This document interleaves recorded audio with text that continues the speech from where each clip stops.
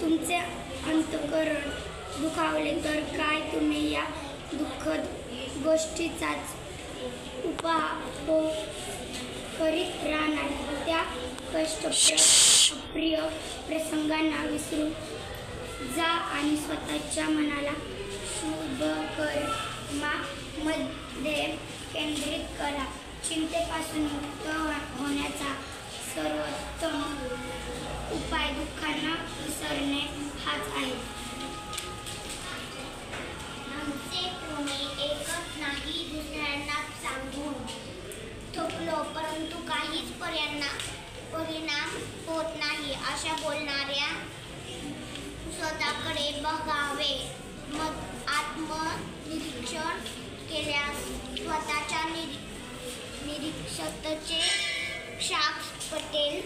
भलेही तुम्ही बोलू नका किंवा कमी बोलू नका पण कार्यातून वाद थोड्या दिवसात असे दिसून येईल की लोक न सांगताच तुमच्याकडे आकर्षित होत आहेत. म्हणून बोला कमी परंतु ते अधिक करा. कारण बोलण्याचा प्रभाव हा क्षणिक असतो तर कार्याचा प्रभाव कायमचा असतो.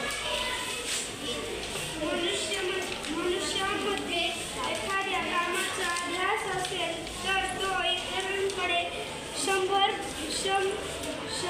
पट कामे करवून घेतो आणि इतके जास्त काम करून घेतो की आश्चर्यच वाटावे. आमच्या कामाला बघून तुम्हाला आश्चर्य वाटले इतक्या विराट प्रमाणात सत्यासहित लिहिण्यापासून इतके आश्रम उभारण्यापर्यंतची जी कामे सुरू करण्यात आली त्या पूर्ण प्रणालीचा हाच ध्यास आहे. काय करावे?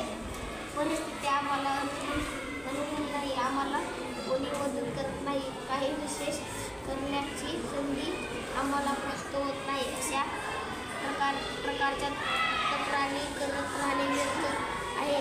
आपल्या दोषांचे आपण इतरांच्या मातीत फोडण्याचा असा. तक्रारीमुळे मनाला कुठे समाधान लाभू शकते. स्वतःच्या वर्तमान परिस्थिती लोक कधी नशिबाला दोष देतात तर कधी देवतांसमोर ना घासतात. या सर्वांची